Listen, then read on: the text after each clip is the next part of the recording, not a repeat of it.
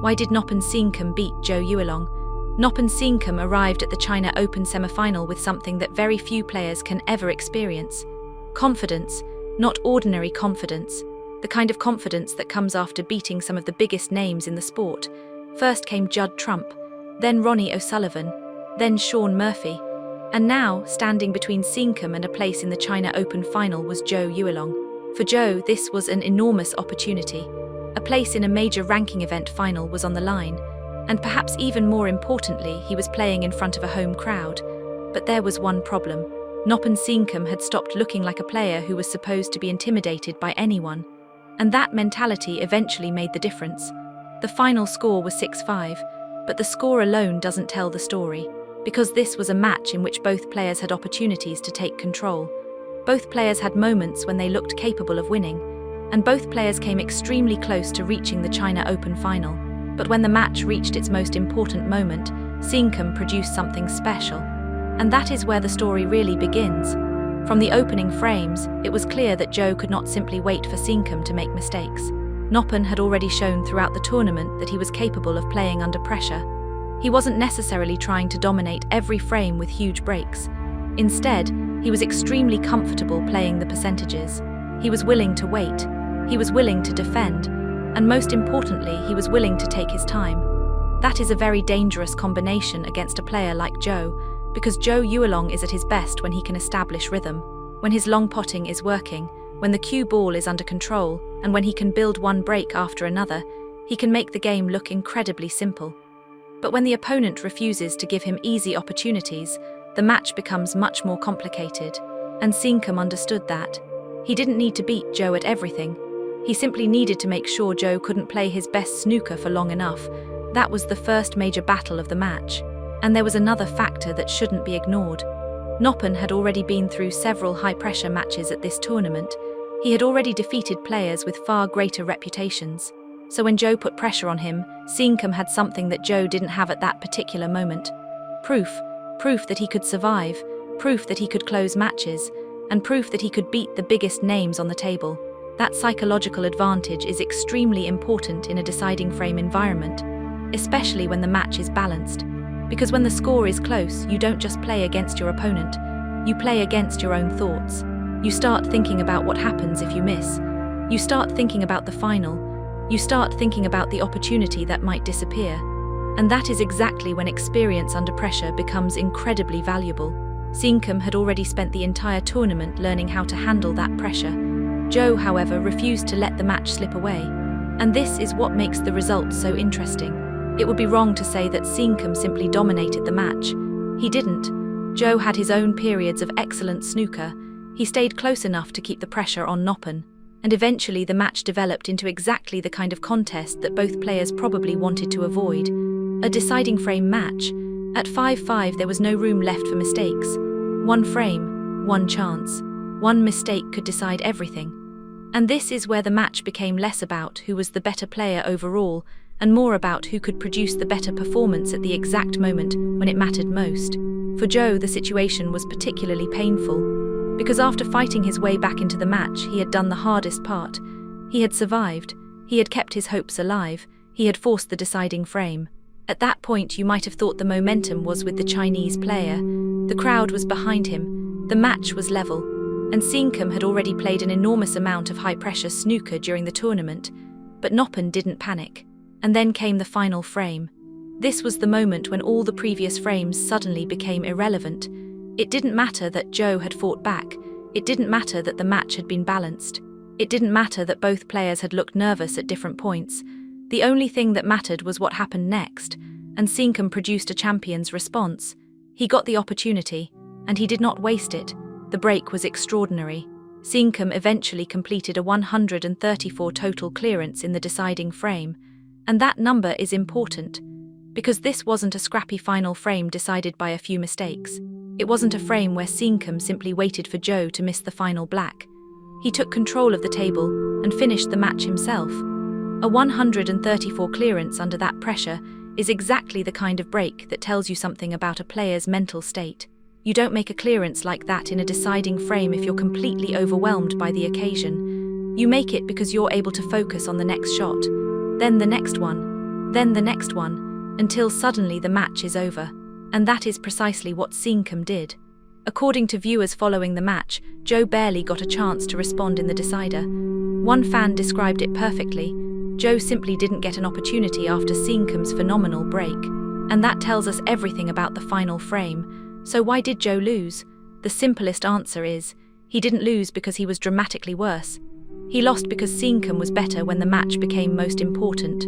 That distinction matters, because if you only look at the score, you might assume that Noppon controlled the match. But 6-5 tells a different story. It tells us that Zhou was close. Very close. He was one frame away from the final. And that means the difference between the players was incredibly small. The difference was not talent, it wasn't experience, and it certainly wasn't reputation. It was execution, especially under pressure. There was also a tactical element. Saengkham was extremely patient. He wasn't desperate to force attacking opportunities. When the table wasn't offering him a straightforward chance, he was prepared to wait. That placed pressure on Zhou. Because the longer a frame stays open, the more important every safety becomes. One poor safety can give your opponent an opening. One slightly loose positional shot can turn a defensive exchange into a scoring opportunity. And against a player who is confident, those small opportunities become huge. Saengkham had already demonstrated throughout this tournament that he was capable of converting those chances.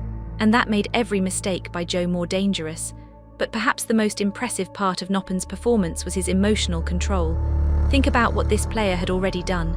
Judd Trump, Ronnie O'Sullivan, Shaun Murphy, and now Zhou Yuelong. 4 major names, 4 different styles, 4 different challenges.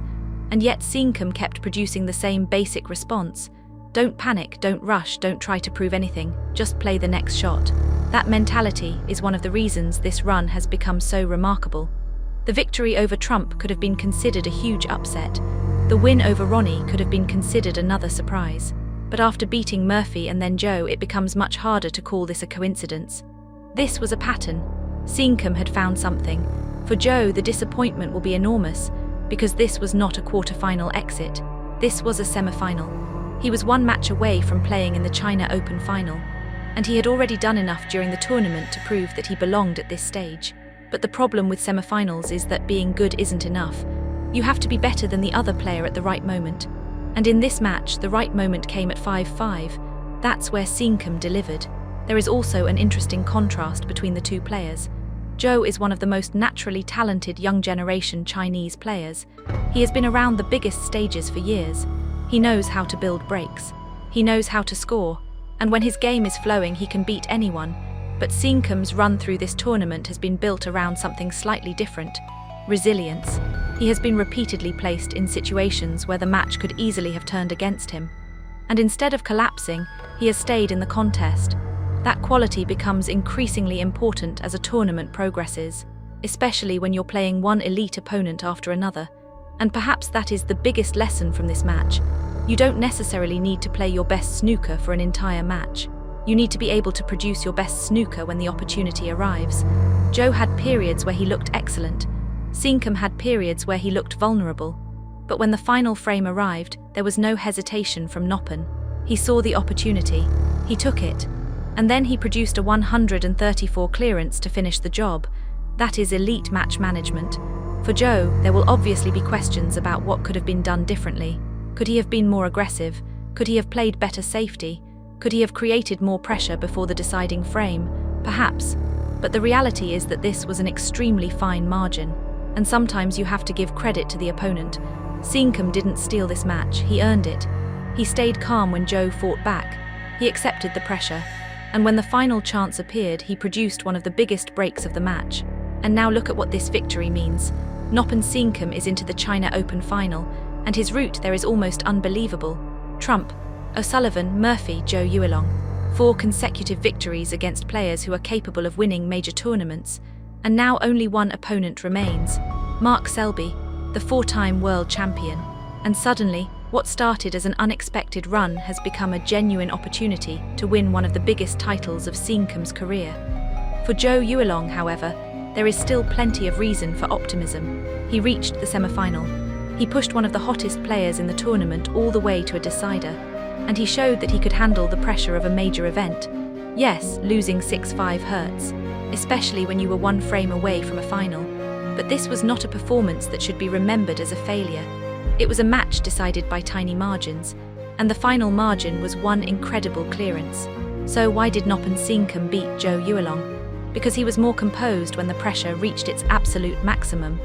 Because he refused to panic when Zhou fought back. Because he was willing to wait for his opportunities. And most importantly, because when the deciding frame arrived, he didn't leave the result to chance. He took control of the table. And then he produced a 134 total clearance to send himself into the China Open final.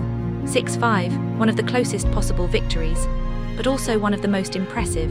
Noppon Saengkham has now beaten Judd Trump, Ronnie O'Sullivan, Shaun Murphy and Zhou Yuelong in the same tournament. And suddenly this is no longer just a great run. This is a story that could have one final chapter. Because tomorrow, Saengkham will play Mark Selby for the China Open title.